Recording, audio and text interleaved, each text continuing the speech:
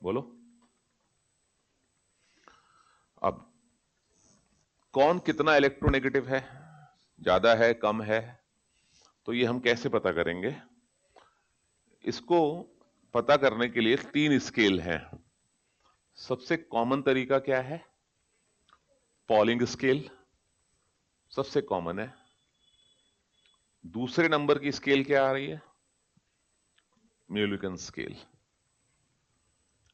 Polling सबसे ज्यादा common है। जनरली हम पॉलिंग की ही बात करते हैं। क्लियर? डेटा अगर याद रखना है तो पॉलिंग का याद रखना होता है, बट हां इनमें कोई रिलेशन है वो बता दूंगा आगे चल के। और एक तीसरी स्केल कौन सी है? Allred Rochow. It is called as Allred Rochow scale.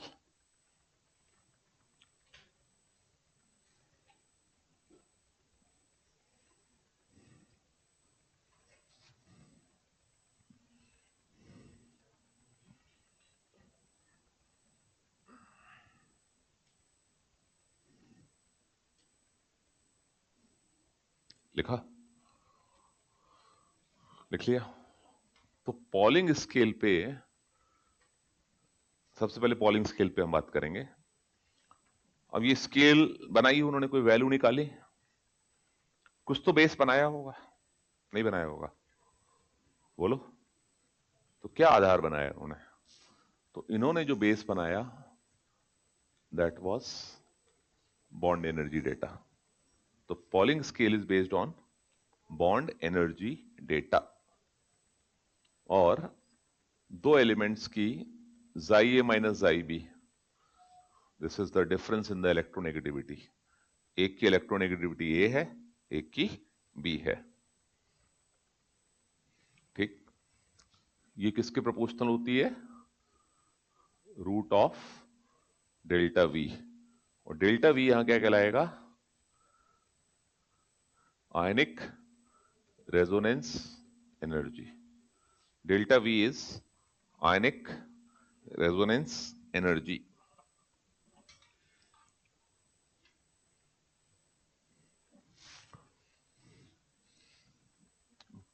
We हटा दो, कंफ्यूजन ना हो जाए।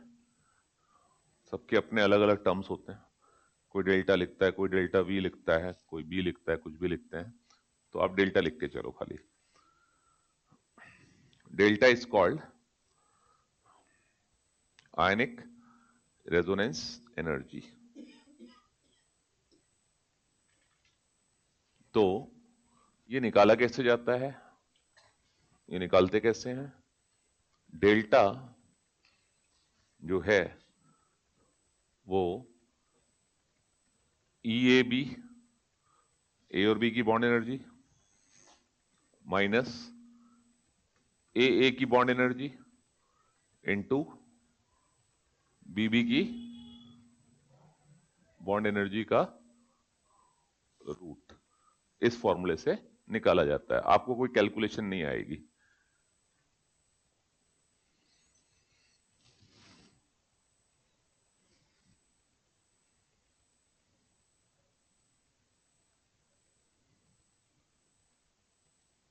ये क्या है? एक्चुअल कितनी है? This is actual bond energy and this is theoretical bond energy.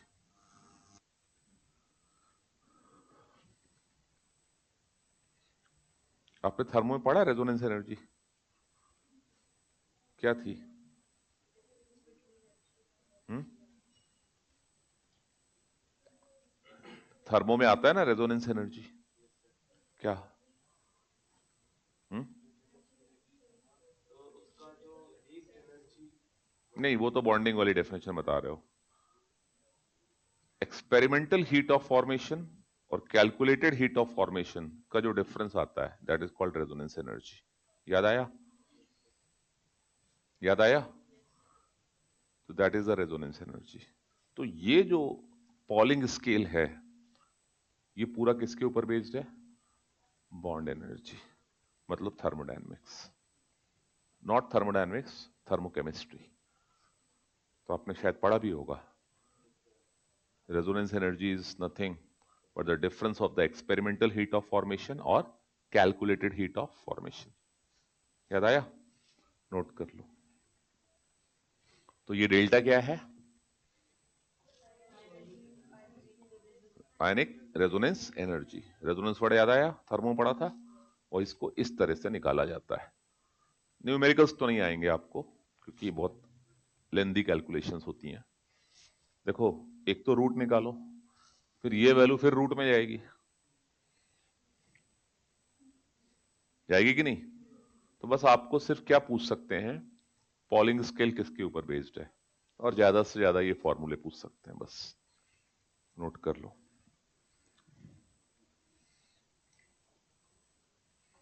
ठीक है.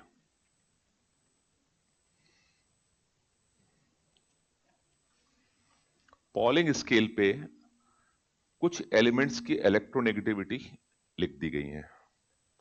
ठीक है.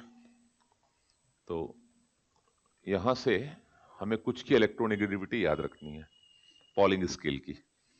हाइड्रोजन के नीचे beryllium, boron, carbon, nitrogen, oxygen, fluorine. ठीक है. नोबल गैसेस बॉन्ड बनाते नहीं है, तो उनकी इलेक्ट्रोनेगेटिविटी हम जीरो मान के चलेंगे. पॉलिंग स्केल का रेफरेंस फ्लोरीन है. Fluorine is the most electronegative element on polling scale, और इसकी वैल्यू क्या असाइन करी गई है? 4. नोट करो.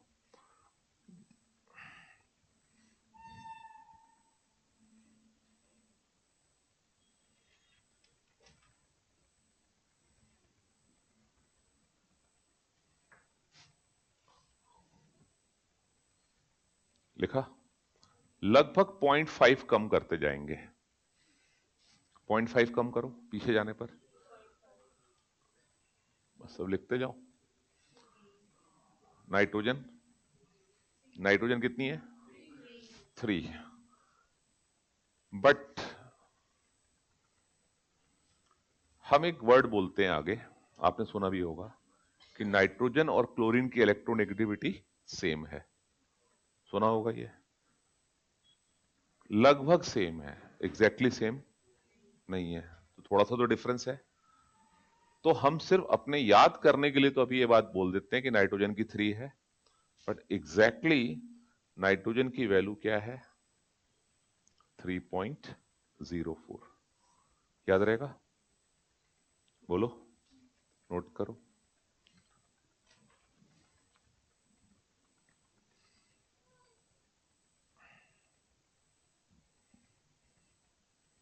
0.5 कम करो कार्बन की. हम्म हम्म कम करो. कितनी हो गई? ये कितनी हो गई? ये कितनी हो गई? 2. ये ये 2.1 होती है इसकी. याद रहेगा? बोलो. अब एक बात बता रहा हूं, ध्यान रखना. मेटल्स की इलेक्ट्रोनेगेटिविटी 1.8 से कम होती है. इन जनरल है ये. The electronegativity of metals is less than 1.8. लिख लो ये point. Electronegativity of metal atom is less than 1.8.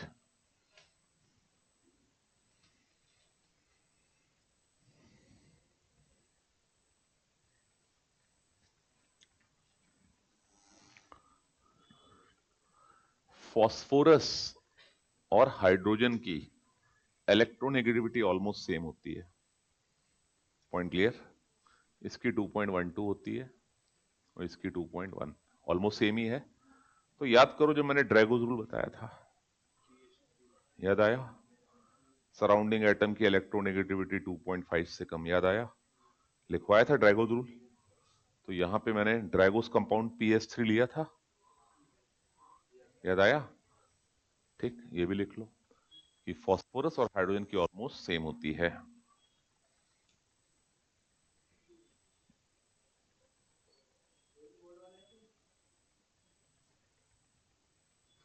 ठीक है. यहां आ जाओ. फ्लोरीन के नीचे क्या आएगा? क्लोरीन को भी 3 बोल देते हैं, बट एग्जैक्ट 3 नहीं होती, 3 से थोड़ी ज्यादा होती है। क्लियर? फिर क्या आ जाएगा? ब्रोमीन कितनी हो जाएगी? 2.8। लिखा?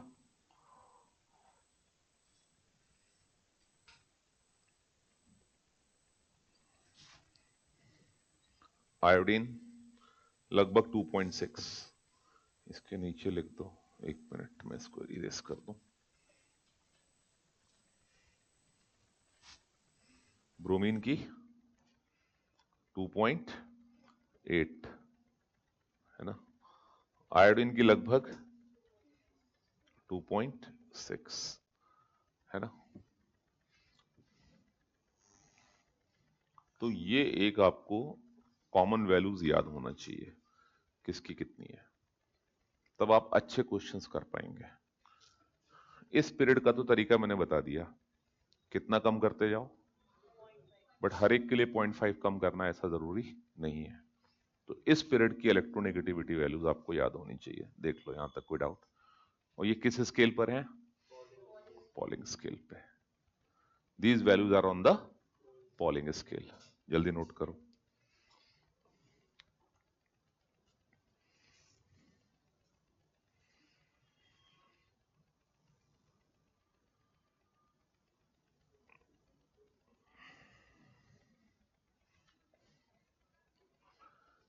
सुनो, कार्बन, सल्फर और आयोडीन, इनकी इलेक्ट्रोनेगेटिविटी ऑलमोस्ट सेम होती है। कार्बन, सल्फर और किसकी? ऑलमोस्ट सेम होती है। वैल्यूज याद करना जरूरी नहीं है, इसलिए नहीं लिख रहा हूं, ठीक है।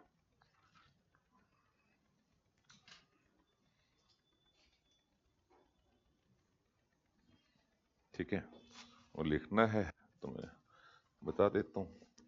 इसकी होती है 2.55, 2.58 और इसकी कितनी है? 2.6। तो बहुत ज्यादा अंतर तो नहीं दिख रहा, बोलो। तो ऐसे दो पेयर आपको मिलेंगे, एक ये वाला पे मतलब ग्रुप और एक ये वाला ग्रुप, जहां पे आपको इलेक्ट्रोनेगेटिविटी ऑलमोस्ट, और एक आपको ये वाला मिलेगा। कौन सा? Nitrogen almost similar to chlorine. याद आया? तो जब मैंने हाइड्रोजन बॉन्डिंग पढ़ाई थी, उस दौरान एक बात बोली थी कि क्लोरीन हाइड्रोजन बॉन्डिंग, एक केस लिया था बस, क्लोरल हाइड्रेट वाला। बाकी आपने देखा क्लोरीन हाइड्रोजन बॉन्डिंग, और एक और OHCl लगा दो, ऑर्थोक्लोरो फिनॉल वाला। समझ में आ रहा है? Otherwise chlorine hydrogen bond HF बना रहा था, HCl नहीं बना रहा था। क्यों नहीं बना रहा था? क्लोरीन का साइज लार्ज है। Because of the larger size of chlorine, chlorine can not form hydrogen bond except few cases, वो हमने डिस्कस किए थे। तो ये बात समझ में आई? तो एक बार ये वैल्यूज फटाफट दिमाग में बैठा लो कि किसकी कितनी है, एक बार मनन कर लो, चिंतन कर लो, फिर आगे चलें।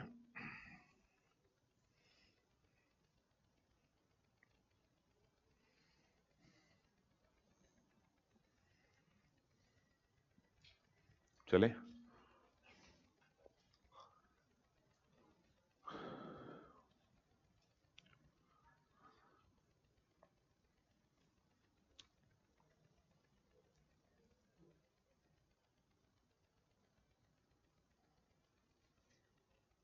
चले? चलो, अब ये जाई ए माइनस जाई बी जो बताया मैंने, इज इक्वल टू व्हाट? ये बताया, पॉइंट क्लियर? ये इसके प्रोपोर्शनल है, इक्वल नहीं है। इक्वल नहीं है, प्रोपोर्शनल है। Point clear? तो आगे कुछ हमें वैल्यू लिखनी पड़ेगी, कुछ वैल्यू, वैल्यू मतलब कांस्टेंट, बोलो। तो यहां पे एक वैल्यू मैंने लिख रहा हूं,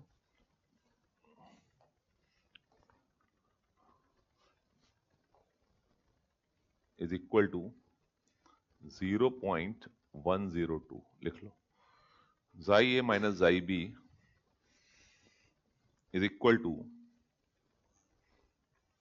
0.102 जब ये वैल्यू की यूनिट क्या होगी? किलो जूल्स पर मोल होगी। ये समझ में आया? Kilo joules. और अगर ये वैल्यू किलो कैलोरीज में है तो ये वैल्यू क्या लोगे आप? किलो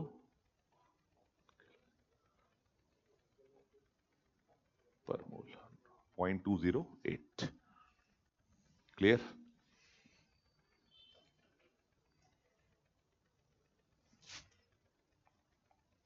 तो कैलोरीज में कितनी है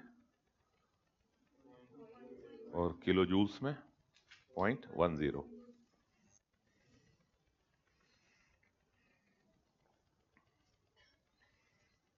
इन जनरल अगर हम देखें इलेक्ट्रोनेगेटिविटी, ये क्लियर हो गया? तो पॉलिंग स्केल पे सबसे इंपॉर्टेंट चीज आपको क्या याद रखनी है?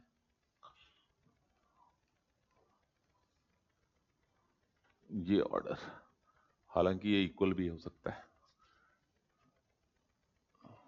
क्लियर? क्लियर? इक्वल तो मैंने सिर्फ ये ले बताया कि हम सेम ले लेते हैं, बट एग्जैक्टली सेम है ना? एनसीईआरटी ने वैल्यू सेम ले रखी है। आप देखिए, अगर बुक है तो डेटा निकालिए एनसीईआरटी का, आप चेक कर लीजिए क्या लिया है। दोनों 3 लिया हुआ ना, बट ये जो डेटा है ये फॉरेन ऑथर्स की बुक से लिया गया है। ठीक है, एटकिंस की बुक आती है, श्रिवर एंड एटकिंस, उनकी बुक में साफ लिखा हुआ है कि क्लोरीन की इलेक्ट्रोनेगेटिविटी 3.16 है, जो कि नाइट्रोजन से ज्यादा है। ठीक है, तो इसलिए मैंने आपको ये डेटा बताया है, बट अकॉर्डिंग टू एनसीईआरटी आपको सेम लेके चलना है। But in fact this is slightly greater than nitrogen. ये बात समझ में आ गई? तो ये ऑर्डर, इस पूरे इसका जो मॉरल ऑफ द स्टोरी है वो ये है।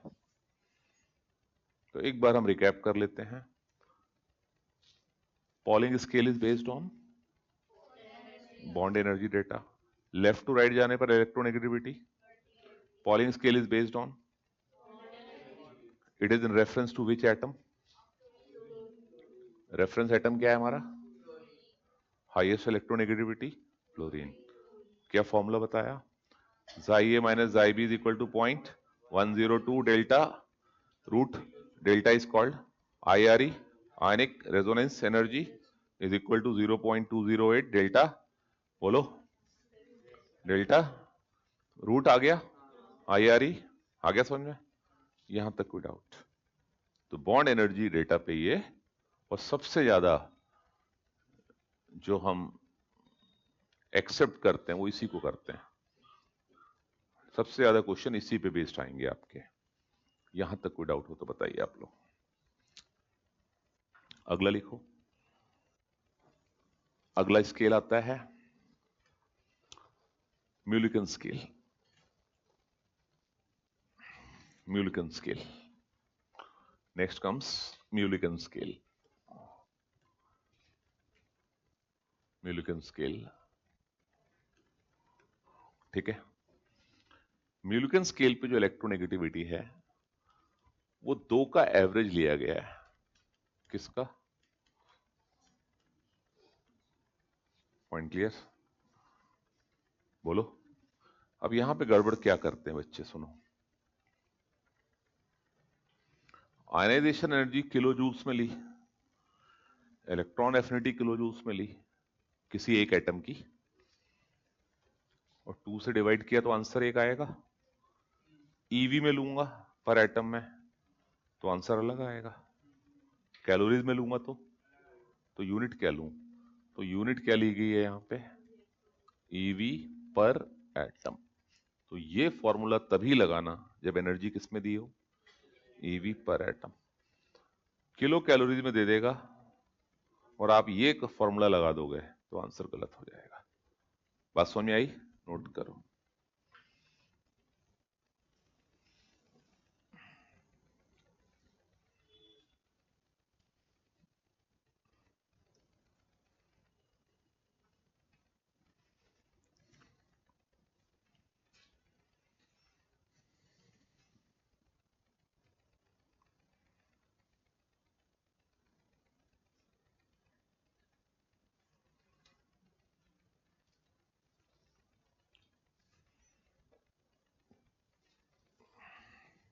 लिख लिया?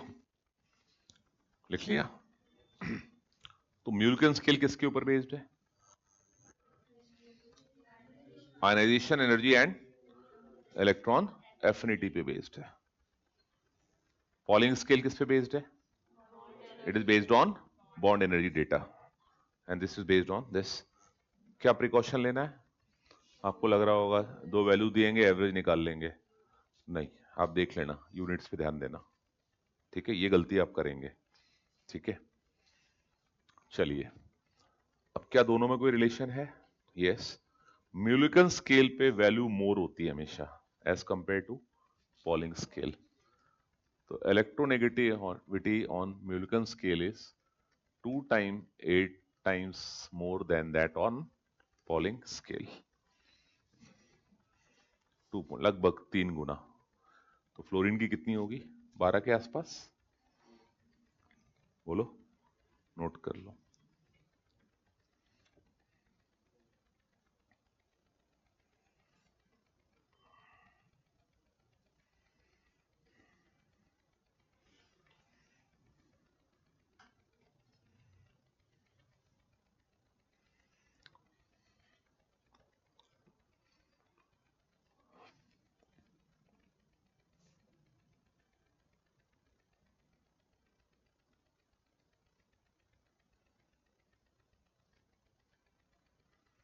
चले,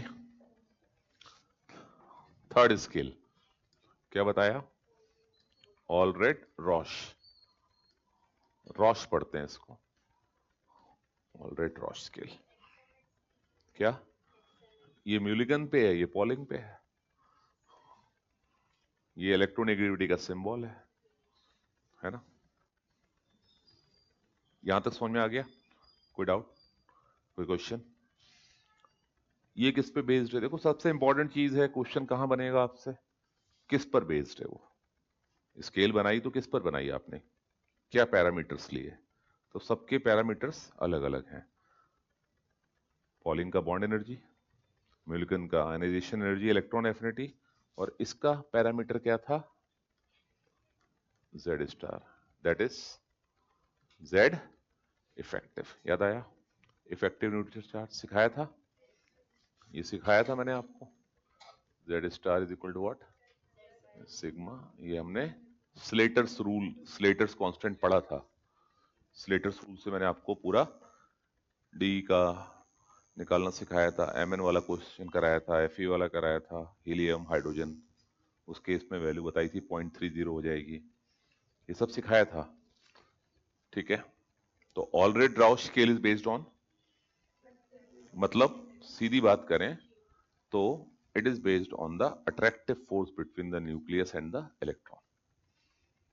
न्यूक्लियस और इलेक्ट्रॉन के बीच में जो अट्रैक्शन फोर्स है उसके ऊपर बेस्ड है ना? तो Xi on AR is equal to 0.744 plus 0.359 into Z effective by R square। Clear? R लेंगे एंगस्ट्रॉम में, R किस में लेंगे? एंगस्ट्रॉम में, and R is the covalent radius. R लिया जाएगा एंगस्ट्रॉम में and R is the covalent radius. यहां पे एक बहुत अच्छा क्वेश्चन बन सकता है, अगर मैं आपसे पूछूं, लिख लो पहले, draw the graph between xi of this versus z effective upon r square. ये दो पैरामीटर दे दिए मैंने आपको, इनमें ग्राफ बनाओ। कर पाएंगे? बनाइए जरा, बनाइए।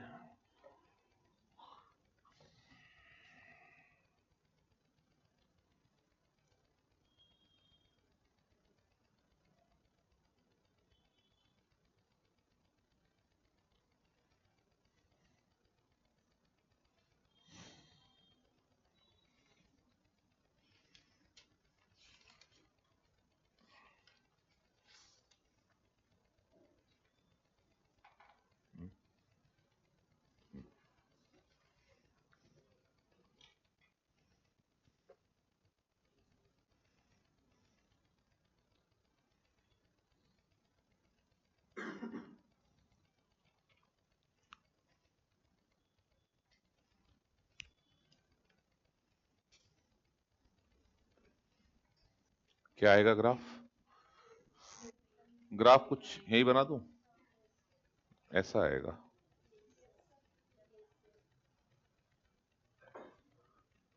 बोलो, ये आएगा।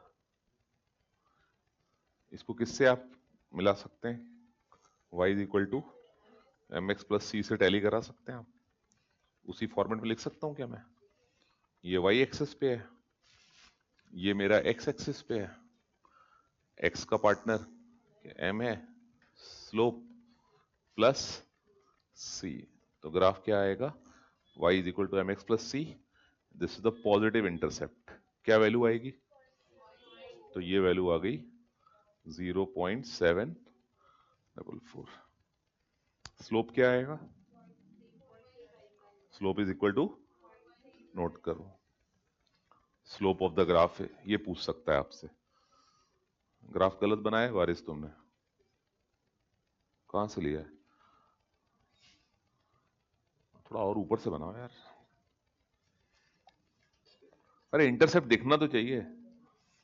नहीं, इंटरसेप्ट ग्राफ में दिखे तो अच्छा लगता है।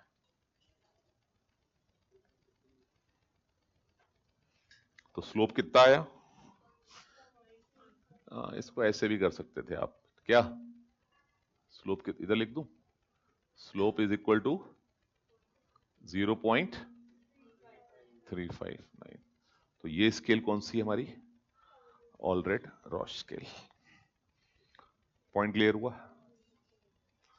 तो तीनों स्केल को एक बार रिकैप कर लेते हैं। First scale is based on, second is based on, and third this one is based on. सबसे कॉमन कौन सा है? पॉलिंग स्केल और मिल्टन में क्या रिलेशन है? 2.8 ज्यादा आएगा, है ना? तो मिल्टन की वैल्यूज पॉलिंग से हमेशा ज्यादा आएंगी। ठीक है, और आपको वैल्यूज किसकी याद रखनी है? सिर्फ पॉलिंग की। क्लोरीन और nitrogen, are they same electronegative? As पर NCERT they are, but actual में क्लोरीन 3.16 है, नाइट्रोजन 3.045। समझ में आ रहा है? कितना लिखा है? 4-5 वेरिएशन रहता है उसमें, कहाँ के? क्या 3.04 बोला है ना? क्लोरीन 3.16 होता है। अब 1618 चलेगा। ठीक है, आ गया समझ में? बात समझ में आ गई? क्लियर हो गया? तो बस जो वेरिएशन है उतना देख लो आप, 3.04 और 3.1, बहुत ज्यादा नहीं है फिर भी। ये चीज मैं क्यों बता रहा हूं आपको, ये कहीं ना कहीं ऑर्गेनिक में इस पे हेल्प मिलती है, नाइट्रोजन और क्लोरीन की। जब हमें इलेक्ट्रोनेगेटिविटी मालूम हो ना, तो कहीं ना कहीं हमें ऑर्गेनिक में इसकी हेल्प मिलती है, इसलिए बोल रहा हूं मैं। ठीक है, चलिए। और ये है ना, ये देखो, कसाई, रहमान डकैत, है ना? है ना? देखो, रहमान डकैत की दी हुई मौत बहुत कसाई नुमा होती है। तो देखो कसाई, आ गया समझ में? नहीं आ गए, है ना? Point clear? ये ऑलमोस्ट सेम होती है, HP हिंदुस्तान पेट्रोलियम, है ना, ऑलमोस्ट सेम होती है। Point clear? तो ये आपको वैल्यूज याद होनी चाहिए। यहां तक बताओ कोई डाउट किसी को? आगे चले। चलिए, तो हमने इलेक्ट्रोनेगेटिविटी पढ़ लिया, डेफिनेशन पढ़ ली, इलेक्ट्रोनेगेटिविटी और इलेक्ट्रॉन की एंथैल्पी में डिफरेंस पढ़ लिए, स्केल्स पढ़ ली, वैल्यूज पढ़ ली, कुछ हद तक वैल्यूज याद भी कर ली। नहीं याद हुई? मेटल की हमेशा 1.8 से कम होती है। सारे मेटल्स की हम याद नहीं कर सकते। आपकी बहुत श्रद्धा हो तो सीजियम की याद कर लो 0.7, क्योंकि मोस्ट इलेक्ट्रो पॉजिटिव है ना भाई। मोस्ट इलेक्ट्रो पॉजिटिव और मोस्ट इलेक्ट्रो नेगेटिव की तो वैल्यू हमेशा याद होनी चाहिए, है ना। और इसी से हमने एक बात पढ़ी थी, परसेंटेज यानी कैरेक्टर निकालना। याद आया? कौन सी इक्वेशन थी? दो इक्वेशन बताई थी मैंने उस दिन, एक हैनी स्मिथ और एक शूमेकर फॉर्मूला। दो बताए थे मैंने उस दिन, याद नहीं है आपको शायद, अभी याद आ जाएगा। याद आया? याद आ गया? नोट कर लिया करो साथ में। इसका क्या नाम है? हैनी and Smith equation.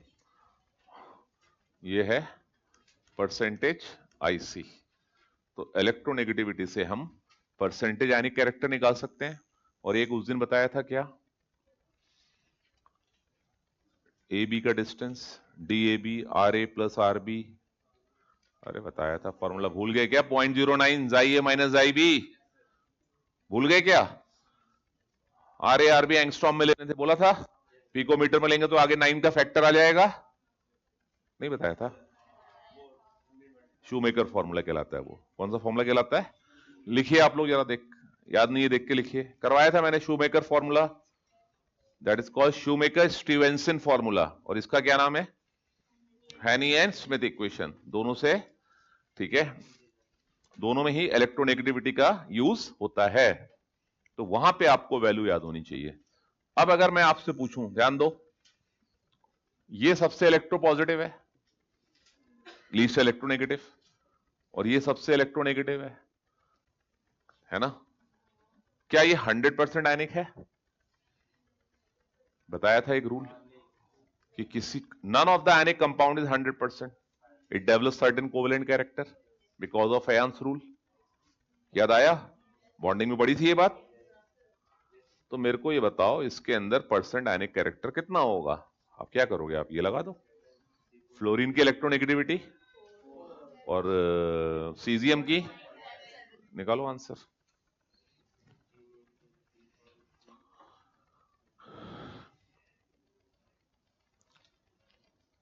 Periodic table है आप लोगों के पास ना? हाँ, निकाल लेना।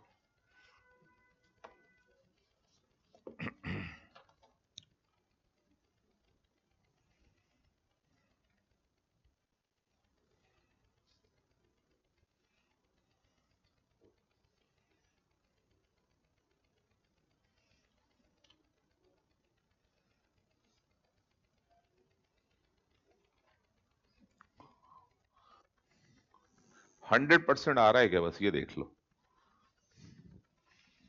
और मैंने उस दिन एक वैल्यू बताई थी 1.7। 1.7 में 50-50 रिवाइज नहीं कर रहे आप लोग, ठीक है। थ्योरेटिकल वैल्यू है 1.7, प्रैक्टिकली क्या लेते थे? 2.1। प्रैक्टिकली कितने पे आएगा?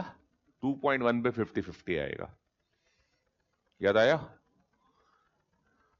इसी फॉर्मूले में जब हमने ये डिफरेंस 2.1 रखा था तो 50% कैरेक्टर आया था आयनिक। 2.1 से ज्यादा डिफरेंस आएगा तो कौन सा कैरेक्टर डोमिनेट करेगा? बताओ ना। आयनिक कैरेक्टर डोमिनेट करेगा। तो 2.1 से कम आ रहा है तो कोवेलेंट कैरेक्टर डोमिनेट करेगा। ये सब पढ़ा है बॉन्डिंग में भाइयों, याद करो, बॉन्डिंग में बताया था ये सब। क्लियर? चलिए, कितना आया? 90। 100% तो नहीं आया ना। मतलब जो दुनिया का सबसे इलेक्ट्रो पॉजिटिव और इलेक्ट्रो नेगेटिव मिलके भी 100% आयनिक नहीं बना रहे, कुछ परसेंट क्या आ गया, कोवेलेंट। वो कौन एक्सप्लेन करता है, फेजांस। वो कौन एक्सप्लेन करता है, फेजांस रूल करता है कि कितना परसेंट कोवेलेंट कैरेक्टर आ गया आने कंपाउंड में। याद आया? तो फेजांस रूल हम ऑलरेडी पढ़ चुके हैं, ठीक है। तो मोस्ट इलेक्ट्रोपॉजिटिव और मोस्ट इलेक्ट्रोनेगेटिव एलिमेंट हमने ले लिया, ठीक है। तो सीजियम की याद 0.7 इलेक्ट्रोपॉजिटिव है मोस्ट, इसलिए याद कर लेनी चाहिए। और एक जनरल आपको बता दिया है 1.8 से कम मिलेगी आपको। क्या यहां तक मेरी बात समझ में आई आप लोगों को? तो अभी तक हमने क्या पढ़ लिया, इलेक्ट्रोनेगेटिविटी डेफिनेशन। क्या इलेक्ट्रोनेगेटिविटी के यूनिट्स होंगे? ठीक है, टाइप्स पढ़ लिए स्केल्स के। On polling scale what is the electronegativity of noble gas? 0। Reference point क्या है? 4। नोट कर लो, फ्लोरीन। 4 इज फ्लोरीन, नोट करो ये point. On polling scale the electronegativity of noble gas is considered 0। क्यों? वो कंपाउंड नहीं बनाते हैं, ठीक है, वो कंपाउंड नहीं बनाते हैं, लेकिन अब बनाते हैं। वो ज़ीनॉन के कंपाउंड्स की बात करी थी हमने, याद है? ठीक है,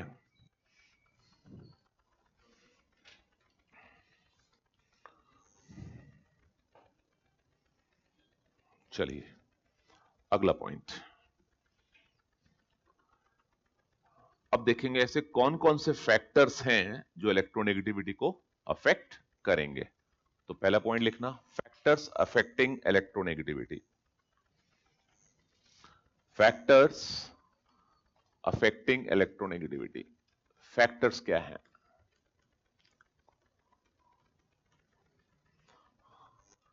जेड इफेक्टिव लिख लो, जेड या जेड इफेक्टिव, ज्यादा अच्छा जेड इफेक्टिव है, ठीक है ना। कई बार लेकिन अगर जेड इफेक्टिव की जगह जेड लिख दे तो जो जेड का होता है वही जेड इफेक्टिव का होगा।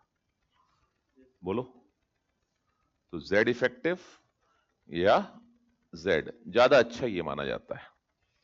जेड जनरलाइज है, जेड इफेक्टिव बड़ा स्पेसिफिक है। यहां तक समझ में आया? कोई डाउट किसी को? कोई भी क्वेश्चन मन में आ रहा हो पूछ सकते हैं आप, ठीक है। तो जेड इफेक्टिव ज्यादा होगा तो इलेक्ट्रॉन को ज्यादा खींचेगा, तो इलेक्ट्रोनेगेटिविटी ज्यादा होगी। तो जेड इफेक्टिव बढ़ेगा तो इलेक्ट्रोनेगेटिविटी भी बढ़ेगी, नोट करो। पहला फैक्टर क्लियर हो गया। पूरा तो लिखवाने की जरूरत नहीं है, ये एरो समझ में आ रहे हैं? आई थिंक क्लैरिटी है, पूरा लिखने की जरूरत है क्या? चलें ऐसे इस पैटर्न पे, ठीक। अगर आपको कोई चीज समझ में आ रही है तो फिर हम ऐसे लिखते हैं। साइज, साइज बढ़ गया मतलब दूरी, अट्रैक्शन, अट्रैक्शन कम हो गया तो इलेक्ट्रोनेगेटिविटी भी। तो क्या लिखेंगे? साइज बढ़ेगा तो इलेक्ट्रोनेगेटिविटी कम हो जाएगी, है? हाँ, कहीं से भी देख लो, इन जनरल, है ना।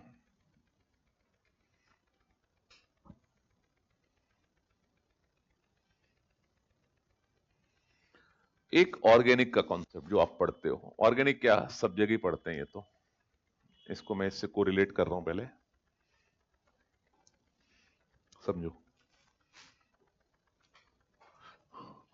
अच्छा, ऑर्गेनिक से फिजिकल के क्वेश्चन भी बना सकता हूं मैं, समझो कैसे।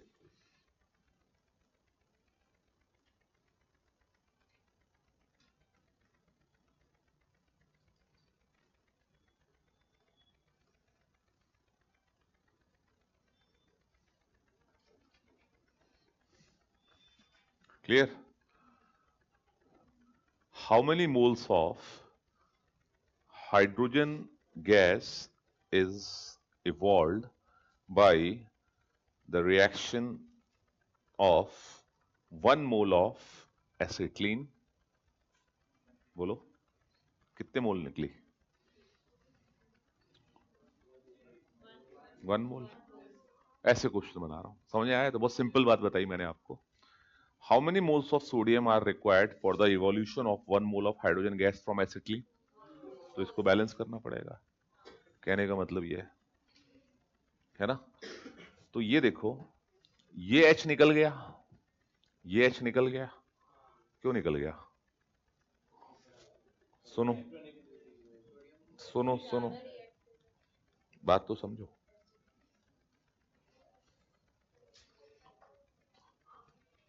यहां पे हाइड्रोजन गैस निकालने के लिए कितने मोल चाहिए? सोडियम के कितने मोल लगेंगे? यहां एक लगेगा, क्योंकि ये जो हाइड्रोजन है ये एसिडिक है। यहां दो एसिडिक हाइड्रोजन है। क्यों है? sp hybridized. और sp में s कैरेक्टर सबसे ज्यादा, न्यूक्लियस के सबसे करीब s ज्यादा खींच के रखेगा। तो इलेक्ट्रोनेगेटिविटी सबसे ज्यादा किसकी होती है? sp। उससे कम, उससे कम। याद आया? बोलो। तो यहां पे अगला फैक्टर क्या हो गया? हाइब्रिडाइजेशन ले लो, और अगर हाइब्रिडाइजेशन नहीं लेना तो परसेंटेज एस कैरेक्टर ले लो। तो सबसे ज्यादा इलेक्ट्रोनेगेटिव कौन सा है? sp, then sp2, then sp3। याद आया? तो ये ऑर्गेनिक में लगा दिया कॉन्सेप्ट, फिजिकल भी लगा दिया, इसमें बॉन्डिंग भी लगा दी, हाइब्रिडेशन भी लगा दी। एक क्वेश्चन में लग गया कि नहीं? नोट करो।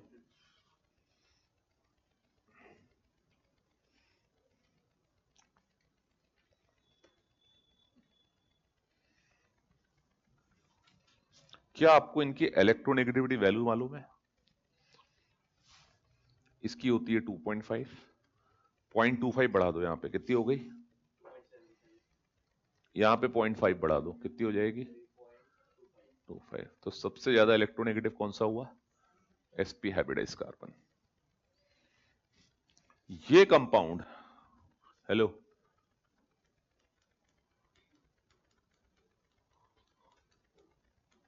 कितने मोल सोडियम लेगा हाइड्रोजन गैस निकालने के लिए? No reaction, no reaction, no reaction. समझ में आया? क्यों? एसिडिक हाइड्रोजन नहीं है। और एसिडिक हाइड्रोजन क्या है? वो हाइड्रोजन जो इलेक्ट्रोनेगेटिव एटम से जुड़ा होता है। इलेक्ट्रोनेगेटिव एटम मतलब हाइड्रोजन ऑक्सीजन वगैरह से जुड़ा हो, या फिर sp हाइब्रिडाइज कार्बन से जुड़ा हो। बोलो, क्लियर हुआ? नहीं क्लियर हुआ? तो this is a concept of acidic hydrogen. और इसका एस्टिमेशन कैसे करते हैं? ज़ेरीविटिनॉफ्स मेथड। याद आया? ज़ेरीविटिनॉफ्स मेथड याद आया? RMGX HOH RH बन जाएगा। क्लियर हुआ? तो देखो, सब इंटर रिलेटेड है कि नहीं? सब इंटर रिलेटेड है कि नहीं? तो वही चीज मैं आपको बता रहा हूं कि हाइब्रिडाइजेशन में sp 3.25, 2.75, और या फिर हम ये कह सकते हैं electronegativity is proportional to percentage of s character. भाई s कैरेक्टर यही सबसे ज्यादा होगा ना। ये इलेक्ट्रोनेगेटिव वैल्यूज लिखी है मैंने, ये मैंने s कैरेक्टर नहीं लिखा। हेलो, ये s कैरेक्टर नहीं है, ये इसकी en वैल्यूज लिखी है मैंने। जैसे फ्लोरीन की 4 बताई, जैसे sp हाइब्रिडाइज कार्बन की 3.25, 2.75, 2.5। यहां से आ जाएंगे 0.25 बढ़ा दो, यहां से आ जाएंगे 0.5 बढ़ा दो। तो कोई एक वैल्यू याद कर लो, उसमें ऐड करते जाओ। एक पैटर्न सेट करना पड़ता है, एक ट्रेंड देखना पड़ता है। क्या ये बात समझ में आ गई सभी को? Any doubt up to this point? यहां तक तुम्हारे मन में कोई भी सवाल, कोई भी क्वेश्चन आ रहा हो, कोई भी डाउट आ रहा है, आप पूछ सकते हैं। हम्म हम्म हम्म फर्क पड़ेगा, plus I minus I effect, वही तो था, है ना। प्लस आई ग्रुप और माइनस आई ग्रुप। मिथाइल ग्रुप लगा होगा तो अलग इफेक्ट आएगा, CF3 या CCl3 लगा होगा तो अलग आएगा। जो आपकी inductive effect plus I minus आई की सीरीज है, उसमें आप देखो इसी बेस पे तो है वो। बोलो, NF3 प्लस कैसा ग्रुप है? Electron withdrawing group. Plus charge बैठा है ना एन पे, खींच लेगा फटाक से। बोलो, इंडक्टिव इफेक्ट पढ़ा है ना आपने, plus I minus I, NF3 plus NR3 plus NH3 plus nitro cyano aldo I chloro chloro bromo iodo. याद आया? याद होनी चाहिए, ये कहने का मतलब है याद होनी चाहिए सीरीज। चलो, तो इलेक्ट्रोनेगेटिविटी इज ओके, ठीक है। फैक्टर्स की बात कर रहे थे, अगला फैक्टर आ जाओ। अगला फैक्टर इज ऑक्सीडेशन नंबर। ज्यादा इलेक्ट्रॉन कौन खींचेगा, Fe+3 या Fe+2? ज्यादा पॉजिटिव चार्ज ज्यादा इलेक्ट्रॉन खींचेगा, ज्यादा नेगेटिव चार्ज कम खींचेगा, रिपेल कर देगा ना। लिख लो, ऑक्सीडेशन नंबर अगर पॉजिटिव है तो इलेक्ट्रोनेगेटिविटी बढ़ जाएगी। अगला फैक्टर क्या है, ऑक्सीडेशन नंबर बढ़ रहा है तो इलेक्ट्रोनेगेटिविटी बढ़ रही है, बशर्ते ऑक्सीडेशन नंबर क्या है, पॉजिटिव। ऑक्सीडेशन नंबर अगर नेगेटिव है या लेस पॉजिटिव है तो इलेक्ट्रोनेगेटिविटी कम हो जाएगी, ठीक है। लिख लीजिए, अगर ऑक्सीडेशन नंबर नेगेटिव में बढ़ रहा है तो इलेक्ट्रोनेगेटिविटी, ये साइंस नेगेटिव में बढ़ रहा है लिखना था, ये ऐसे लिख लेना। हाँ, नेगेटिव में बढ़ रहा है तो इलेक्ट्रोनेगेटिविटी आ गया समझ में। एक क्वेश्चन पूछा जा सकता है कि बताओ H+ और H- में सबसे ज्यादा इलेक्ट्रोनेगेटिव कौन होगा, H+, और सबसे कम, नोट करो, arrange in the increasing order of electronegativity. आ गया समझ में, अरेंज इन द,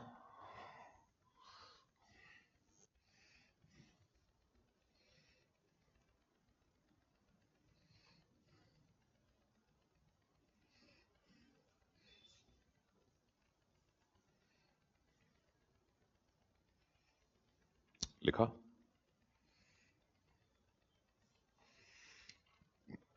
चले आगे। अब बताओ ट्रेंड क्या होगा, इस सबको फैक्टर्स को ध्यान रखते हुए ट्रेंड क्या बताएंगे आप, लेफ्ट टू राइट क्या होगा, बढ़ेगी, टॉप टू बॉटम लिखो, बट बीच में एक्सेप्शंस तो आएंगे। In general, this is the in general point on moving from left to right, left to right जाने पर ईएन क्या हो रही है, इन जनरल, हाँ स्पेसिफिक मत समझ लेना, in general top to bottom. Top to bottom में एक बात बताना चाहूंगा, जैसे ही सिक्स्थ पीरियड आ जाए, कौन आ जाता है, एफ, एफ आ जाता है, और एफ का शील्डिंग पुअर, पुअर है ना, तो शील्डिंग पुअर होने से मतलब अट्रैक्शन, अट्रैक्शन तो इलेक्ट्रोनेगेटिविटी बढ़ जाएगी। तो जब भी सिक्स्थ पीरियड को आपको कंपेयर करना हो तो आपको देखोगे सिक्स्थ पीरियड की फिफ्थ पीरियड से आगे निकल जाएगी।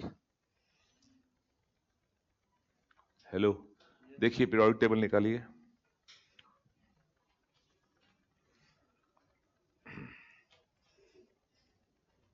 पीरियोडिक टेबल निकालिए, निकाला?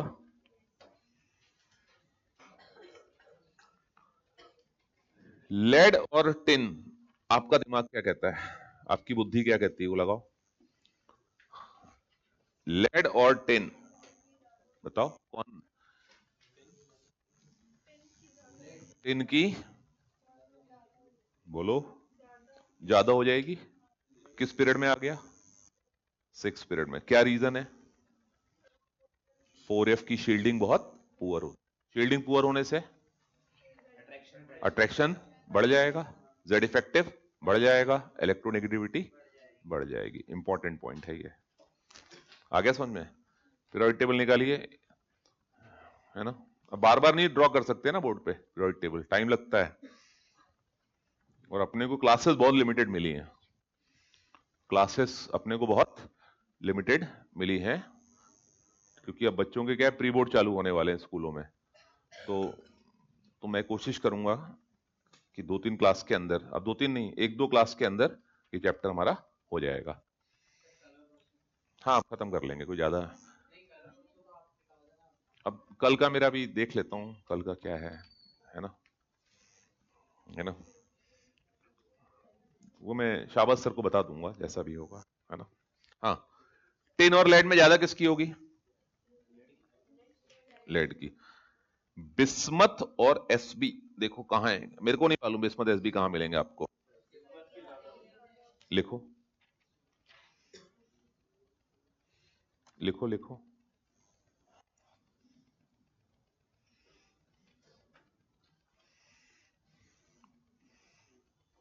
चलो, ऐसे ही जब एफ शील्डिंग कर रहा है तो डी भी करता होगा, तो ऐसे एक एक्सेप्शन तुम्हें कहां मिलेगा?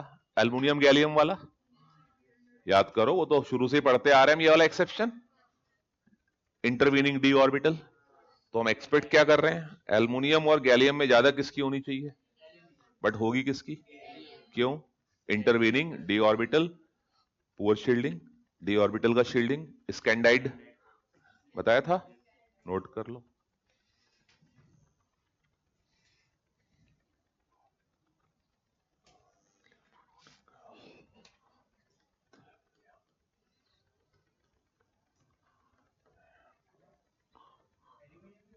एल्युमिनियम इनफैक्ट सबसे पीछे चला जाता है, पता है, इलेक्ट्रोनेगेटिविटी की टर्म्स में।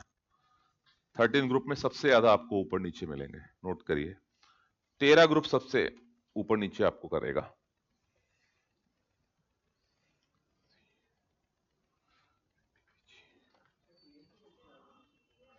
टीएल की सबसे, और ऑलमोस्ट सेम होती थैलियम की। नीचे वाले अगर ऊपर की तरफ जा रहे हैं तो उनका एक ही रीजन है, पुअर शील्डिंग ऑफ एफ। समझ में आ रहा है?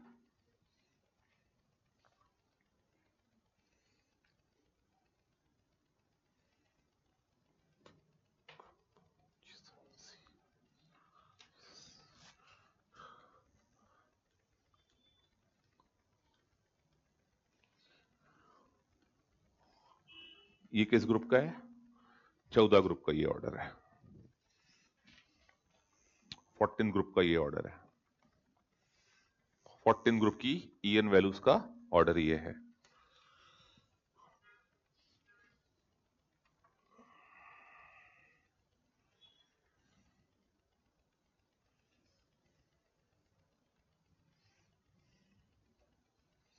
तो कल भी एक बात बताई थी, most electronegative, most electron gain enthalpy किसका होगा? क्लोरीन, बताया था। दो याद रखना ये। हाँ, क्या कह रहे हो? अगला लिखो। हाँ, नेक्स्ट लिखिए।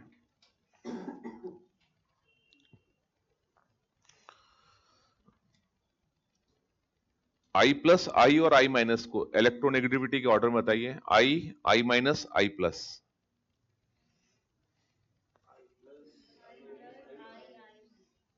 सबसे ज्यादा I plus, then I, then I minus. लिख लो ये चीजें। और साइज का ऑर्डर क्या होगा इसमें? उल्टा हो जाएगा।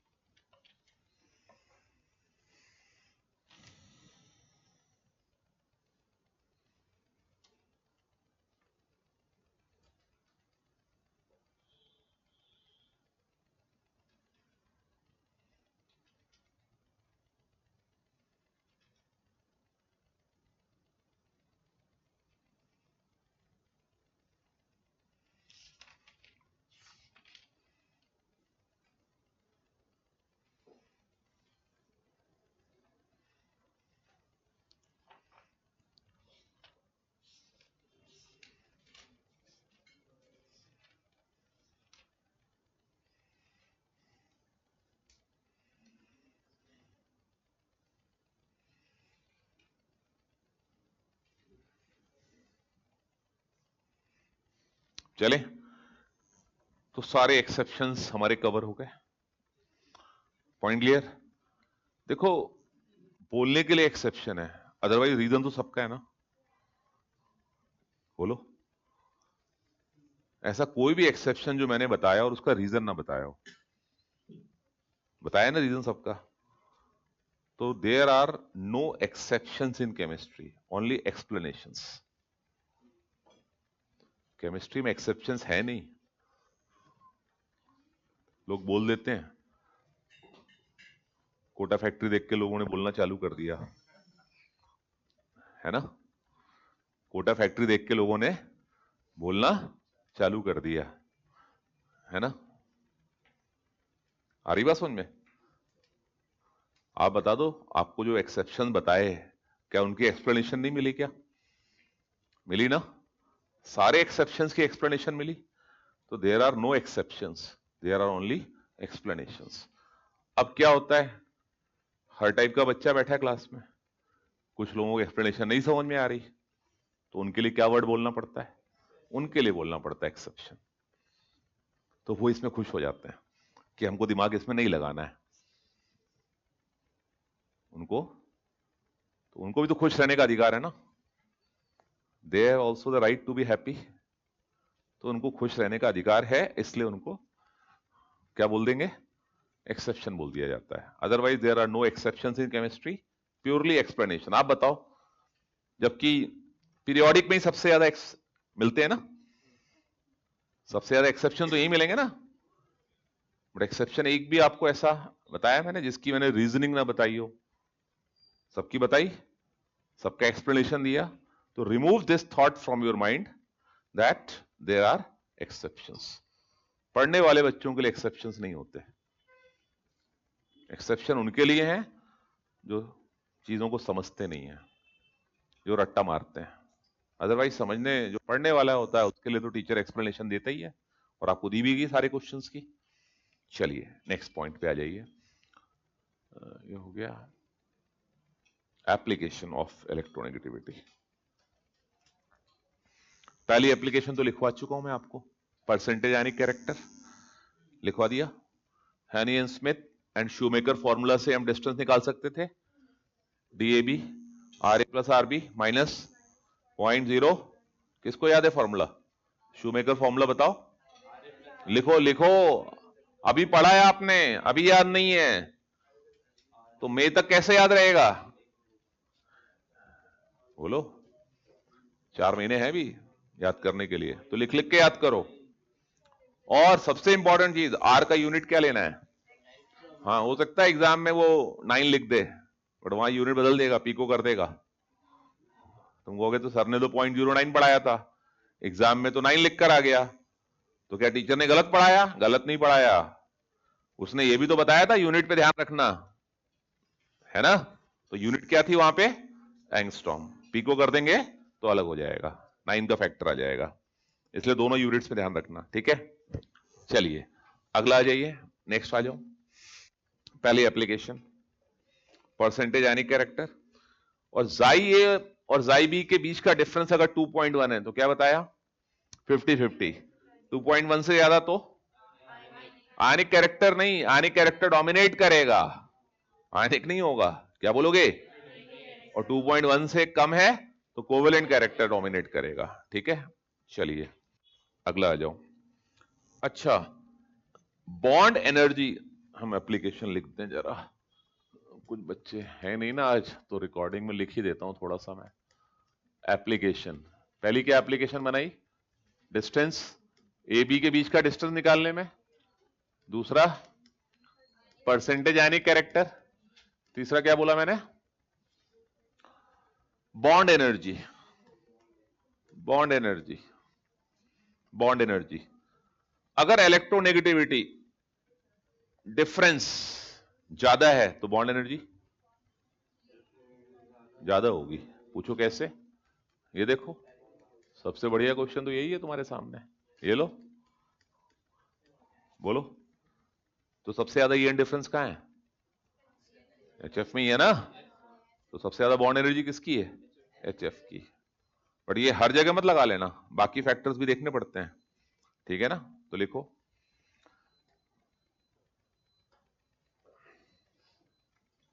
ठीक है। अब अगर मैं आपसे पूछूं इस कंपाउंड का नाम क्या है?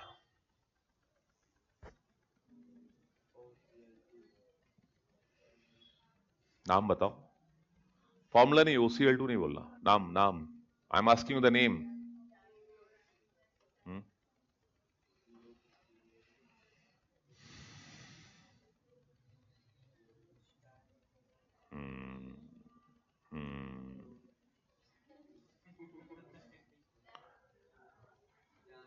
फंस गई गाड़ी। Die die. कितना मारोगे यार, अब मत मारो ज्यादा, है ना। आ जाइए। अच्छा, इसका नाम बताओ।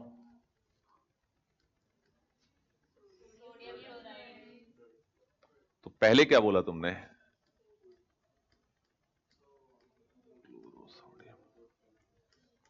ये तो नहीं बोला ना, ये तो नहीं बोला ना।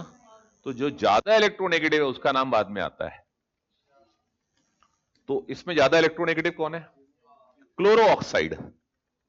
Hello, don't say oxychloride. समझ आ रही बात? हाँ, इसका क्या नाम होगा?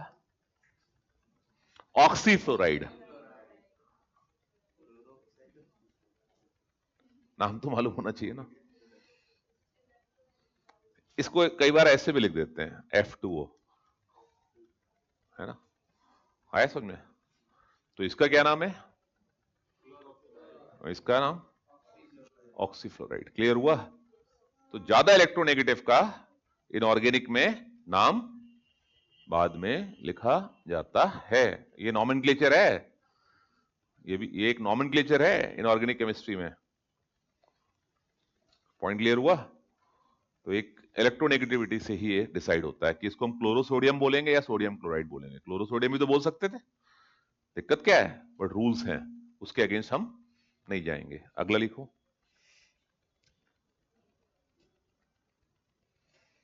अब देखो, सुनो, तुमने पूरा रिडॉक्स पढ़ लिया, है ना। बोलो। C3O2 में कार्बन की ऑक्सीडेशन स्टेट, अभी जो फॉर्मूले से निकालोगे तो एवरेज आएगी। इंडिविजुअल कैसे निकालोगे?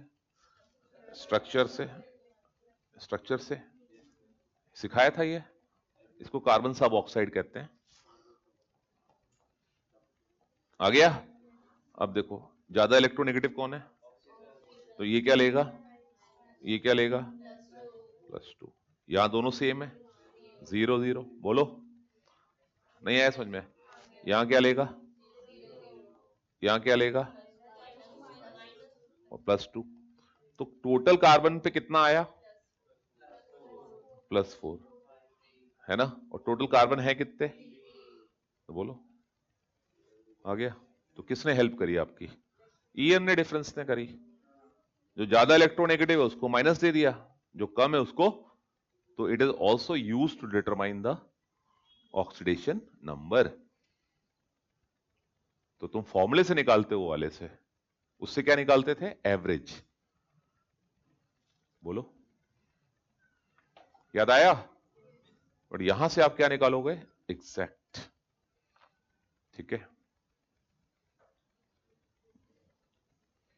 पढ़ा है ना रिडॉक्स। तो इलेक्ट्रोनेगेटिविटी। अब यहां बताओ कार्बन की ऑक्सीडेशन स्टेट क्या होगी?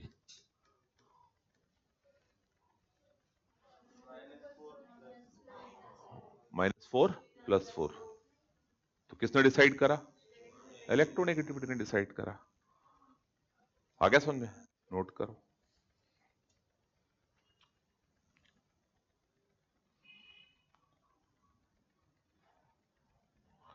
याद करो, डायपोल जब हमने निकाला था, NH3 NF3, याद आया? नहीं याद आया? एक केस डायपोल में ये कराया था, डायपोल डायपोल,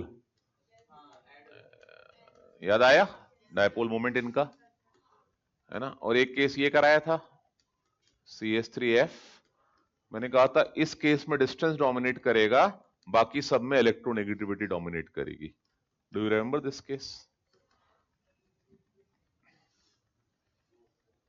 इसमें कौन आगे आ जाएगा? ये कहां आ जाएगा? पीछे।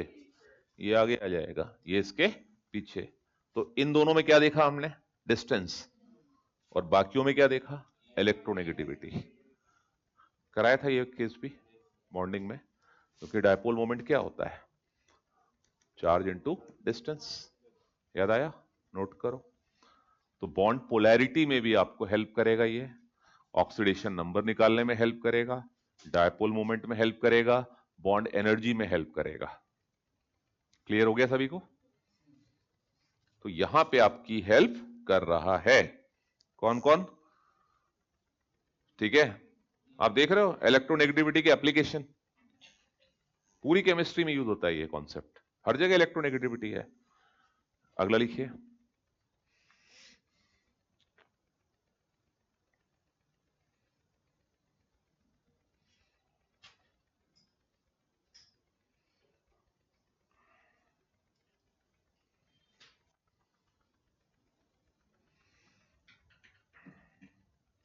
लिख लिया? बताओ एन बॉन्ड एच और पी बॉन्ड एच में ज्यादा पोलर कौन सा होगा? एन बॉन्ड एच, कैसे मालूम चला? पोलैरिटी। तो दूसरा बॉन्ड पोलैरिटी बता दिया, ये हेडिंग लगा सकते हो।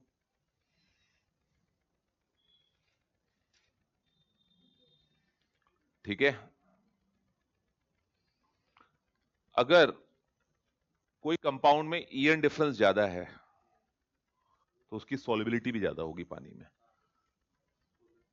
लिख लो, ये जनरल पॉइंट है।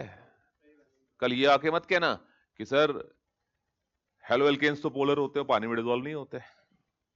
कल आके ये मत बोल देना तुम। समझ में आ रहा है? सब इन जनरल बोल रहा हूं। Alkyl halides are polar but insoluble in water, lack of hydrogen bonding. Clear हुआ? इन जनरल बात बता रहा हूं मैं। ठीक है, हाँ लिखो, क्या लिखा?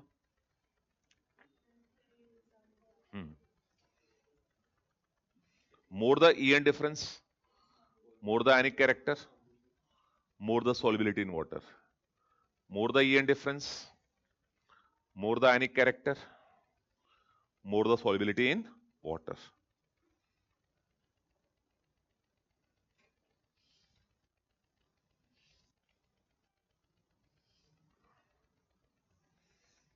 तो इलेक्ट्रोनेगेटिविटी पूरा हो जाता है यहां से। देख लीजिए सारे पॉइंट कवर हो गए, सारे पॉइंट कवर हो गए, यस और नो? चेक कर लो, सारे पॉइंट कवर कर लिए। मैथमेटिक्स वाला पॉइंट भी कवर कर लिया, ग्राफ। मैथमेटिक्स वाला जो ग्राफ है वो भी आपका कवर हो गया। तो we have completed all the points related to. तो अच्छा, वो पढ़ा है आपने ऑक्साइड्स का nature, acidic, basic, amphoteric, D block में पढ़ लिया होगा। ऑक्सीडेशन स्टेट भी पढ़ा है रिडॉक्स में, है ना? तो अब आपका सिर्फ एक टॉपिक बचता है, diagonal relationship. Nature of oxides पढ़ा हुआ है ना?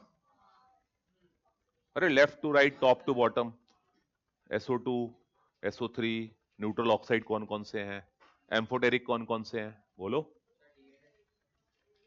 डी एंड एफ में ही तो सबसे ज्यादा ऑक्साइड्स अपना कलाकारी करती हैं। बाकी एस और पी ब्लॉक में बहुत सिंपल है। Li2O से चालू करो, बेरिलियम ऑक्साइड, एम्फोटेरिक। उसके बाद बोरॉन, एसिडिक, बोरिक एसिड, बोलो। उसके बाद CO2, फिर क्या मिला? एसिडिक। उसके बाद नाइट्रोजन। नाइट्रोजन की ऑक्साइड जनरली एसिडिक होती है, कुछ neutral, CO, NO, N2O, H2O, ये चार ऑक्साइड पूरे संसार में न्यूट्रल हैं। 4 ऑक्साइड्स आर न्यूट्रल, कौन कौन सी? CO, NO, N2O और वाटर। वाटर का नाम मालूम है तुम्हें, क्या कहते हैं वाटर को? वाटर का असली नाम ये है, ऑक्सीडेन।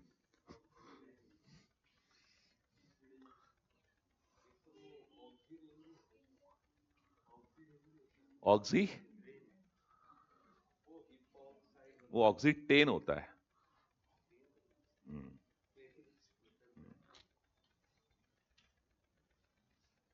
तो वाटर का असली नाम क्या है? ऑक्सीडेन है। ठीक है, तो CO, NO, N2O, ये 4 ऑक्साइड कैसी हैं आपकी? तो which are the neutral oxides? बोलो ना। हाँ, ठीक है। थर्ड पीरियड की ऑक्साइड्स के फॉर्मूले लिखो। Na2O, फिर Mg2O, कौन बोल रहा है Mg2O? MgO, फिर Al2O3, फिर बोलो। अरे सिलिका 15, P2O5, याद आया? इसका डायमर सिखाया था। हेलो, बॉन्डिंग में इसका डायमर सिखाया था। POP linkage, PP linkage, sigma pi, p pi d pi, याद करो। सब बताया है, सब बताया है, पी पाई डी पाई वगैरह। फास्फोरस के बाद SO2 SO3 जो भी होगा देख लेंगे अभी, है ना। इसके बाद क्लोरीन की Cl2O7। तो देखो एसिडिक नेचर बढ़ रहा है कि नहीं? ये बेसिक, ये बेसिक, ये एम्फोटेरिक, ये वीकली एसिडिक, थोड़ा और एसिड, थोड़ा और एसिड, सबसे ज्यादा एसिडिक। तो लेफ्ट टू राइट जाने पर क्या हो रहा है? ठीक है, लिख लो।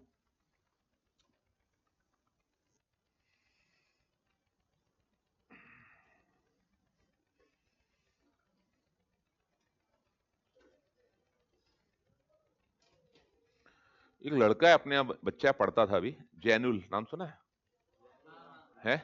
क्या नाम है ना? वो बहुत, उससे मैंने गाना गाने को ही बोला, बहुत ही बेकार गाना गाया उसने। जैनुअल बेकार पंजाबी सॉन्ग गाता है। तो इनके ऑक्साइड्स और हाइड्रोक्साइड सारे एम्फोटेरिक होते हैं। अरे सर क्या बोल दिया आपने? Zinc oxide amphoteric, aluminium oxide amphoteric, beryllium oxide amphoteric, lead oxide, tin oxide, gallium oxide, all are amphoteric. आगे समझ में? ऐसी बना दिया, अभी दिमाग में आया, उसका सिलेक्शन हुआ है ना, इसलिए मेरे को एकदम क्लिक करा। अभी मैंने कहा कुछ तो बना दो। क्लियर हुआ? लिख लो। जिंक, एल्युमिनियम, बेरिलियम, इनके सारे पॉसिबल ऑक्साइड्स एंड हाइड्रोक्साइड बोल रहा हूं, all possible oxides and hydroxides are amphoteric in nature. D block के बारे में याद है तुम लोगों को? अगर मैं कोई एक ऑक्साइड पूछ दूं तो बता पाओगे उसका नेचर क्या है? V2O5 क्या होगी? Cr2O3। हाँ, CrO3, बोलो। अच्छा, MnO2,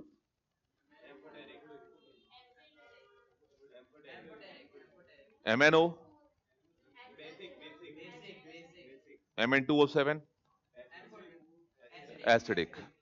तो डी ब्लॉक में +1, +2, +3 ऑक्सीडेशन स्टेट आ रही है, तो एसिडिक होगा। एक्सेप्शन बोल रहा हूं मैं, पॉइंट क्लियर? +4 में एम्फोटेरिक, +6, +7 सब में क्या होगा? एसिडिक होगा। अच्छा, पहले एसिडिक बोल दिया, सॉरी, मैं उसको दोबारा रिकरेक्ट कर रहा हूं। दोबारा सुनो। +1, +2, +3, इसमें क्या होंगे? बेसिक। करेक्ट कर रहा हूं उसे, स्लिप ऑफ टंग हो गया होगा। +1, +2, +3, डी ब्लॉक। सुनो, लिख देता हूं मैं, है ना। D block +1, +2, +3, +4, +5, +6 and so on. ये है एम्फोटेरिक, है ना। इसमें एक एक्सेप्शन है, V2O5। V2O5 5 आ रहा है ना, लिखो। V2O5 एम्फोटेरिक है। होना क्या चाहिए? इस रेंज में आना चाहिए, बट वो है क्या? तो एक एम्फोटेरिक कौन सा आ गया, V2O5, +2 में जिंक ऑक्साइड आ गया, एक एम्फोट ये आ गया, और एक क्या आ गया आपका Cr2O3। ये सारे क्या हैं, बाकी सब पे लग जाएगा, ये नोट कर लो।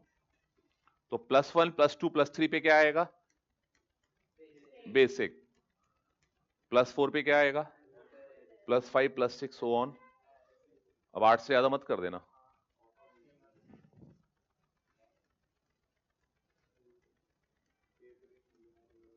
ऑक्सीडेशन स्टेट निकालो क्रोमियम की, बताया था ये, बताने के बाद गलत कर रहे हो यार। 5 बताया था। तो पर ऑक्साइड, क्रोमियम के केस में बहुत अलर्ट हो जाना है, क्रोमियम के केस में बहुत अलर्ट हो जाना है। यहां ऑक्सीडेशन स्टेट की अगर आप उससे निकालोगे तो गलत ही आएगा। किसको नहीं मालूम है, बताना दोबारा, याद है? तो ये यहां पे क्या आएगा, +5। कैसे निकालेंगे, तो देख लो, जब बता ही रहे हैं तो। ये देखो पर oxide bond 1 2, structure is the best way, सबसे अच्छा क्या माना जाता है, और ये K3 है तो यहाँ -3। अब निकाल लो, बॉन्ड मेथड लगाओ, बॉन्ड मेथड लगाओ, क्या आएगा, -1, यहाँ क्या आएगा, +1। अब गिन लो सब, 8, और ये -3 भी तो है, 5 आ गया। तो यहाँ पे ऑक्सीडेशन स्टेट क्या आ रही है, +5। तो ये सब ईएन की महिमा है, the credit goes to EN. ये सब ईएन के कारण हो पा रहा है, EN and structure. Inorganic chemistry में कमांड के लिए बॉन्डिंग बहुत अच्छे से पढ़ो, पीसीई बहुत अच्छे से पढ़ो, और रिडॉक्स अच्छे से पढ़ो। सर ये रिडॉक्स क्यों आ गया, रिडॉक्स ही तो है ये,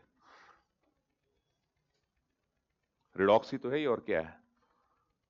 इनऑर्गेनिक केमिस्ट्री पे कमांड इन 3 चैप्टर से आ जाती है, chemical bonding, PCE and redox. जो हम ये एप्लीकेटिव रिडॉक्स पढ़ रहे हैं, ये नहीं, समझ में आ रहा है? आप देखो, हमने वो वाले क्वेश्चन भी किए थे अभी, रिडक्शन पोटेंशियल वाले, ऑक्सीडाइजिंग एजेंट वाले, रिड्यूसिंग एजेंट वाले, याद आया? तो वो सब रिडॉक्स के तो थे, कॉन्सेप्ट तो रिडॉक्स से बनते हैं ना, तो आपको ये मालूम होना चाहिए, नोट करो।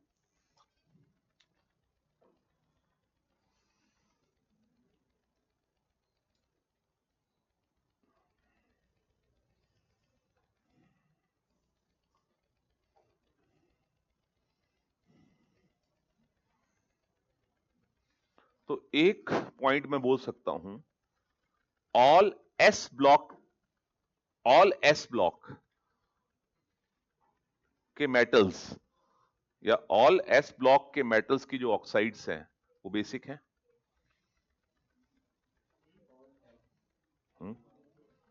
बोलो, बताओ। All S block metal oxides are basic, no, beryllium oxide is amphoteric. Note करो, याद रहेगा। ये पॉइंट इसलिए बोलता हूं कि ये याद करना ज्यादा आसान है आपके लिए, बजाय सबका नेचर याद करो। Am I clear?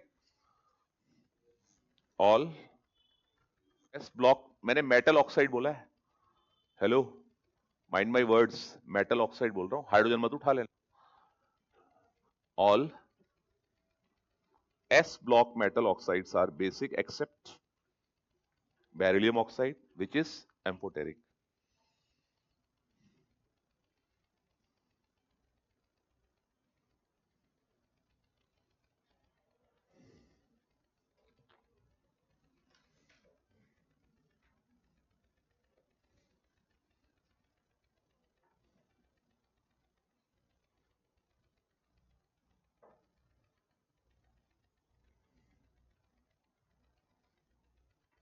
तो यहां तक समझ में आ गया सभी को, है ना? अब इसके बाद इसमें एक टॉपिक बचा है, हाइड्रेशन एनर्जी और हिस्ट्री।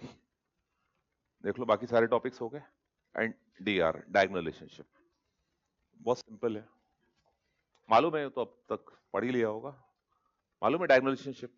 एलिमेंट लाइंग, अब देखो इतनी प्रॉपर्टीज हमने पढ़ ली, जो लेफ्ट टू राइट हो रहा है टॉप टू बॉटम उल्टा चल रहा है, जो लेफ्ट टू राइट बढ़ रहा है वो टॉप टू बॉटम घट रहा है। डायगोनली जाओगे तो क्या ना बढ़ेगा ना ऑलमोस्ट सेम हो जाएगा।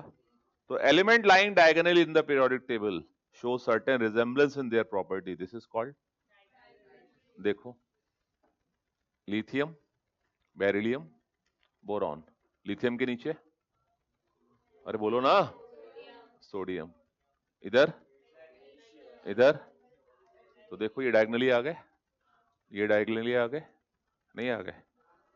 तो element lying diagonally in the periodic table show certain resemblance in their property, this is called. ऐसा क्यों हो रहा है? क्योंकि इनका Q बाई आर, जिसे हम कहते हैं फाई, जिसे हम कहते हैं फाई, वो ऑलमोस्ट सेम होता है।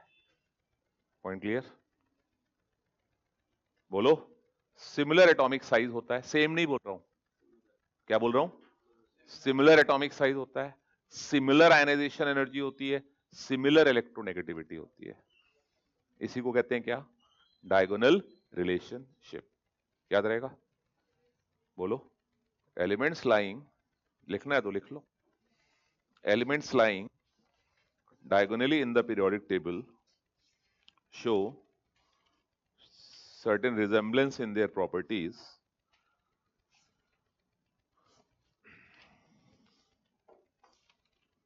इसी को क्या कहते हैं हम? क्या कहेंगे? Diagonal relationship. क्यों होता है ये? फाइव प्लस, आ गया समझ में? बोरॉन किससे करेगा? सिलिकॉन से। तो this is called diagonal relationship.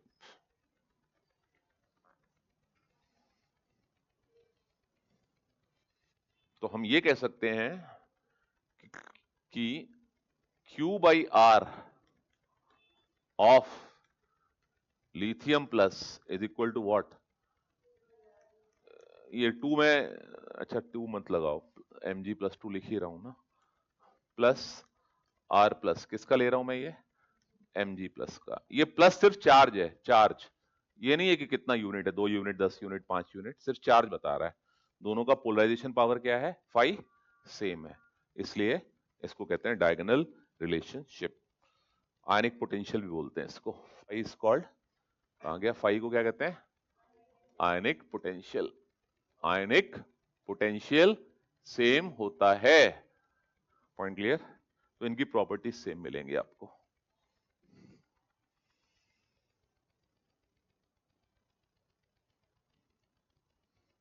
देखो एक प्रॉपर्टी मैं बता देता हूं, एल्युमिनियम ऑक्साइड एम्फोटेरिक है, थोड़ी देर पहले क्या बोला था? आगे समझ में? बोलो, लिथियम कार्बोनेट भी टूट जाता है हीट करने पर, मैग्नीशियम कार्बोनेट भी टूट जाता है। आप देखिए स्टेबिलिटी ऑफ कार्बोनेट लिखवाया है मैंने, उसमें लिखवाया है मैंने, कहां लिखवाया है? बॉन्डिंग में, solubility, sulphates, stability. Magnesium carbonate भी टूट जाता है, इट ऑल्सो डिकम्पोजेस। तो क्या डायगोनल रिलेशनशिप का मतलब समझ में आया? बोलो, ऑक्साइड समझ में आ गया? अगर मैं ऑक्साइड्स की बात करूं तो ये मैंने वैसे पढ़ा दिया था पहले भी, कौन सा एसिड बनेगा बताओ? H2SO3। यहां क्या बनेगा? H2SO4, sorry H2SO4। कैसे मालूम चला? सल्फर की ऑक्सीडेशन स्टेट क्या है, यहां क्या रहेगी? तो ऑक्सीडेशन स्टेट कंजर्व होनी चाहिए, बताया था ये पॉइंट पहले भी, बता चुका हूं पहले भी। यहां सल्फर की कितनी है, यहां भी क्या है? अगर मैं आपसे कह दूं कि Cl2O7 को पानी में मिला दो तो बताओ कौन सी ऑक्साइड बनेगी? वैसे तो तुम्हें ऑप्शन दिए होंगे तो तुम ऑक्सीडेशन स्टेट निकाल के चेक कर लोगे, तो तुम कर लोगे, बट वैसे आपको मालूम होना चाहिए पर क्लोरिक एसिड बनेगा। आ गया समझ में? नोट करो फटाफट। और सुनो, मैंने आपको यह भी सिखाया था कि कब ऑर्थो बनेगा, कब मेटा बोलेंगे, कब एनहाइड्राइड बोलेंगे, याद आया? सिखाया था। कब मेटा बोलते हैं, कब ऑर्थो बोलते हैं, कब पायरो बोलते हैं, सब सिखाया है। कब एनहाइड्राइड बोलते हैं। तो क्या मैं कह सकता हूं SO3 is anhydride of sulphuric acid?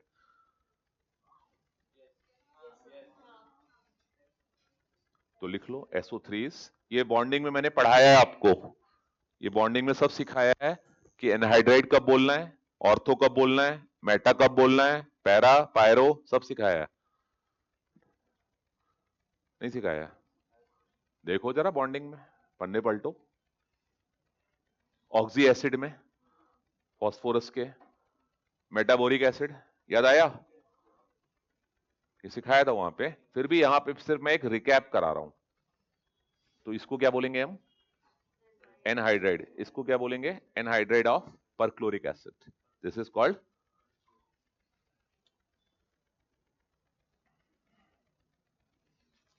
And this is anhydride of sulphurous acid. तो CO2 प्लस वाटर क्या बनेगा? पेप्सी कोक वाला एसिड क्या कहलाएगा? It is called carbonic acid. Note करो।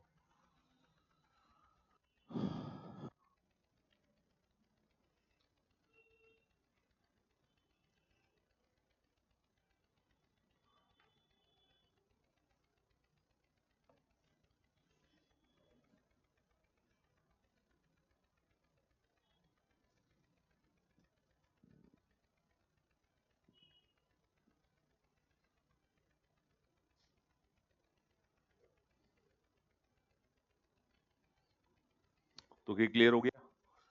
तो समझ में आ गया आज का? तो डायगोनल रिलेशनशिप हो गया हमारा, समझ में आ गया? जरा सा था, बोलो। अब सिर्फ क्या बची है? हिस्टोरी। अब उसकी हिस्ट्री बची है बस, and that is a story only. That's why I am saying history. ठीक है, स्टोरी है तो पूरी कहानी है, बस थोड़ी सी कहानी मतलब की भी है उसमें, लेकिन जब ग्राफ वगैरह आएंगे मॉडर्न में